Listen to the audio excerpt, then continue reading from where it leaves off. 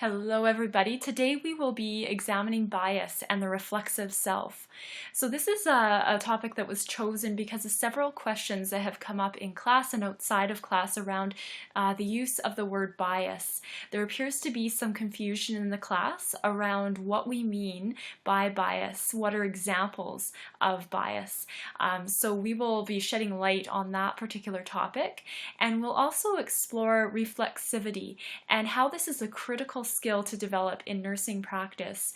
And it actually links with the topic of bias because by developing the reflexive self and moving deeper to question our own beliefs and values, our thoughts and emotions, we can start to shed light on those implicit or unconscious biases that we hold. And this can be really important for our nursing practice because it strengthens our self-awareness, and we can look at the way we communicate with and interact with our clients and their families to then improve that skill of the therapeutic relationship and developing that. How do we define bias? Bias is a tendency, inclination, prejudice in favor of or against one thing, person, or group compared with another. This can be used unfairly. For example, when we look at particular racial, cultural, age, or gender biases, these can be imposed unfairly upon particular groups of people that share similar characteristics. Biases can be positive or negative depending on their nature, and we'll give an example of that in the following slide. An example of a positive bias would be, I believe everything my teacher tells me because she knows best. So this is a bias that is framed positively. It's not a negative judgment. The student believes in the teacher and trusts the knowledge shared. The negative bias really is framed in a negative way that imposes a judgment on a particular person or group of people that could be harmful and interfere with our perceptions and interactions with that particular person or group. So an example of a negative bias is they must have a drinking problem because of all those beer bottles stacked in their garage. So this is a bias that, because of one observation, the following must be true.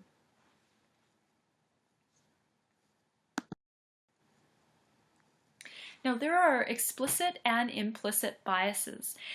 An explicit bias is a conscious bias that is often intentional and it's very overt. We can easily see it, it's readily apparent. An explicit bias is much more easy to identify than the implicit bias, which is unconscious and can act in subtle and covert ways. We don't necessarily know why we are acting in a specific way, but once we start to examine our beliefs and our values, we can uncover those hidden biases at work.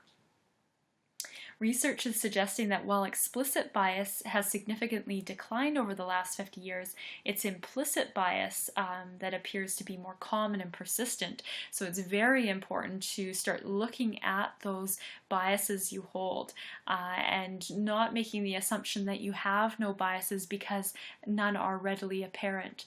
It takes work to start examining those implicit biases, journal and ask yourself critically oriented questions, engage in dialogue with others to look at ways in which you're thinking about and acting in practice.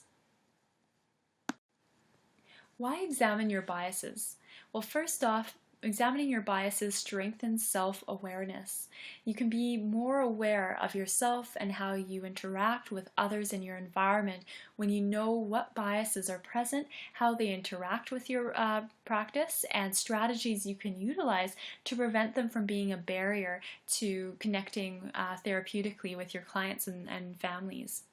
So by identifying ways of interacting and communicating with clients and their families, you can identify limiting beliefs as well about clients and their families and really open your mind to examine all possibilities for change. So you might begin, for example, by questioning initial assumptions about a family based on beginning observations that you're making. And then through that critical reflection and questioning, you start to examine why you are thinking that way. Why do you hold those assumptions? And you start to open your mind to different possibilities for explaining a particular observation, for example. So it's so important to develop and maintain an open mind in practice. And this openness to being self-aware is really key when it comes to identifying your biases. Also, by examining your biases, you demonstrate professional accountability. You're accountable to yourself as a nurse and to your client and their families.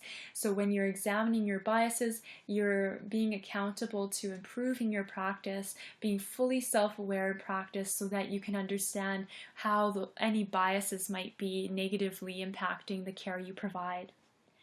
Also, you can promote best care by examining your biases because we know that unrecognized bias, for example, against members of a social group such as a racial or ethnic minority, may affect communication or the care offered to those individuals. And that statement actually was included in a 2003 report called Unequal Treatment by the Institute of Medicine. And so it's so important to start recognizing your biases and how they do interface with your relationships with others. This quote is a reminder to keep your practice client-centered. When clinicians are too passionate about change occurring in one direction, we become imposing in our ideas and we close space for change. It is options and invitations to reflection that facilitate the co-evolution of change, not demands. It's important to avoid imposing ideas and also biases on the client and instead explore with the client the options available and what would be the best fit for them. For example, if a nurse working with a mother who had signs and symptoms of postpartum depression recommended group therapy for her as the best approach, this would be limiting the options available to the mother and centering the focus away from the mother and towards what the nurse prescribes or thinks is the best approach.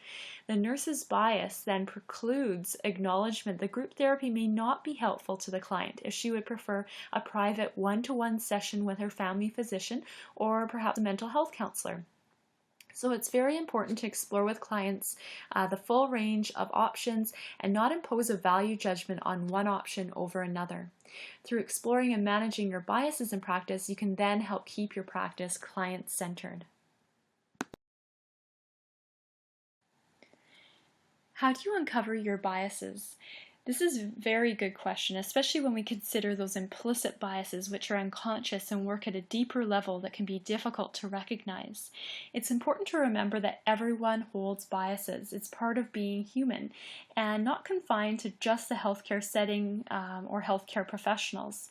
As we each have our own particular worldview or lens through which we look at the world, we each hold unique biases. So then we start asking the question, how do we start recognizing these biases? How do we identify them? The following are questions you can ask yourself to assist in this process. So for example, do I treat one person, thing, or group one way compared with another? Do I hold particularly strong thoughts, feelings about something or somebody in my life? How do I view topics such as gender, class, race, age, sexuality, etc.? What did I learn early in life about these topics? So when you ask yourself these questions, probe further and ask why are you holding this particular way of thinking? How did it come to be? So this is part of the critical reflection process in which you can identify those hidden biases at work. I've often heard the statement that I don't have any biases, I'm a very open-minded person, and this is important to challenge because we all hold biases, and in fact thinking that you have no biases is a bias in itself because that's a tendency to think a certain way, and you're really lending to that superior view that you are beyond thinking in such ways when really ask yourself the question, who is immune to generalized perceptions? It's important too to look at other questions you can ask yourself to identify particular biases. For example, a racial bias. Bell Hooks, a well-known American feminist, author, and social activist, gives a great example of how students in her class uncovered a racial bias, which at first they didn't believe they held. When they were prompted with a critically oriented question, the students began to examine those deep-rooted beliefs around race. For example, Bell Hooks actually asked the group of students, when you ask yourself the question, if you were about to die and could choose to come back as a white male, white female, or black male, which identity would you choose? Whenever she did this exercise, she spoke to how the students invariably chose whiteness and most often white maleness, regardless of their actual race or gender. And when asked to explain their response, the students spoke to the privilege based on race, gender, and class, and that's why they chose white maleness. So without identifying that unconscious understanding of race and gender, the students would have continued to adhere to the belief that they held no racial biases, which is untrue. And then through examining the biases, they could then challenge themselves in opening up their worldview and looking at other ways of thinking and perceiving the world so that they didn't perpetuate particular biases.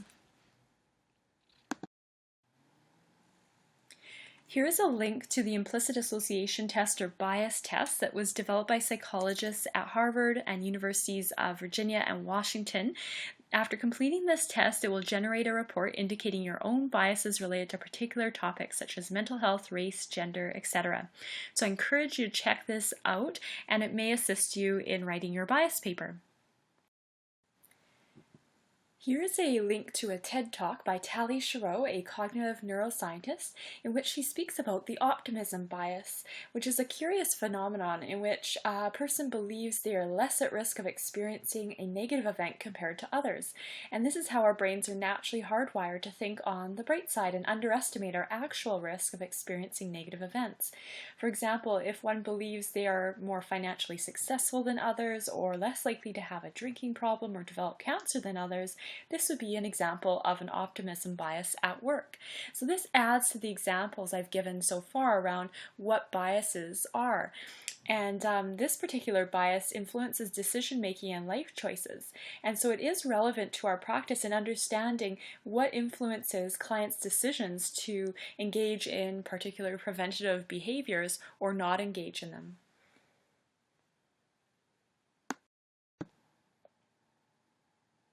What strategies could you utilize to address your biases? There are myriad strategies available, and I encourage you to engage in critical reflection to identify the strategies that would best work for you. Also identify what would interfere with keeping those biases in check so that you're mindful in practice of when those biases are not being well managed, and you can put particular measures in place to better manage them. Particular strategies available could be reflective journaling, debriefing with a colleague, or continuing education to challenge entrenched ways of thinking. These can all be very helpful in identifying and managing biases. Interfering factors might include colleagues, friends, family who may perpetuate biased views. Also, if you have a particularly strong bias that has been present for many years, it's very difficult to challenge, and so you might see this bias come up again and again in your practice. It can be very difficult to manage.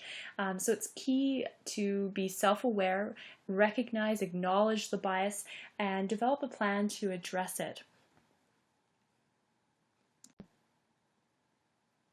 Further suggestions for action to keep your biases in check include consciously affirming egalitarian goals. This speaks to equal treatment for all and challenging any tendencies to privilege one particular patient or group of patients over another. Also, acknowledge gut reactions as potential red flags. So if you have a gut reaction to specific individuals or groups, take that reaction as a potential indicator of implicit bias and consider how those reactions may affect your work. Then acknowledge and reappraise versus suppressing any uncomfortable feelings and thoughts. If you suppress them, this can really prevent you from moving deeper to explore the bias, and you start to ignore it, and it can come up again and again and start to interfere with your practice even more. So when you start to notice any uncomfortable feelings or reactions, take a moment to explore them. Adopt a curious stance. Why is this coming up for you? And this could occur during practice or after practice if there's something lingering on your mind. And then keep a client-centered perspective. This is about the client and exploring their problem focus or what they really want to work on as they're coming to see you in practice. And so it's important to consider the situation from the patient's perspective as well. And then consider changing situations if they continue to elicit bias and it's very difficult to keep that bias in check. If it's possible, inviting another nurse to take care of that client if you're finding it's very difficult to keep the biases in check. That could be a very helpful strategy. So key points to remember: biases are pervasive. They are everywhere and exist in everyone. We are not immune to them. Biases can be identified through critical reflection and discussion. I encourage you to engage in journaling and discussion with a colleague, a friend, a family member who you trust and can examine any biases that may be there. Identify biases so that you can improve self-awareness and the efficacy of your nursing practice. We know that by identifying our biases, we become more aware of the communication we're using in our practice and how that might be giving the impression that we hold a particular viewpoint that might be judgmental. For your bias paper, scholarly references are not mandatory, and the best reference is yourself. Reflexivity. Now we move into this topic and how it links with biases. Reflexivity involves critical questioning. You're adopting this stance of examining your practice further and asking yourself questions that really bring out your own attitudes and thoughts, values, beliefs, assumptions about a particular situation or person or practice issue. So reflexivity is very important in nursing because we can become more critically aware of what's going on for us in practice and further understand issues that are coming up for us. In developing reflexivity, what strategies do you use to critically examine your practice? In your reflective journaling, how deep do you go in your reflection? What types of questions do you ask yourself? Are they critically oriented to allow you to explore all of the issues at play that inform your way of being and acting in that particular situation? So ask yourself, what influences your practice? How have you come to know what you know in this particular situation? And what factors inform your responses in a particular interaction with a client? These are all great questions to ask in developing that skill of reflexivity. Reflexivity is relevant to nursing practice because it allows you to engage in this critical reflection that moves deeper to examine issues from different perspectives and explore different facets of the situation. So you ask yourself not only what is shaping your practice, but what is informing your practice in positive and perhaps challenging ways. So you really ask yourself more questions to strengthen your way of being, knowing, and acting as a nurse in relation to clients and their families.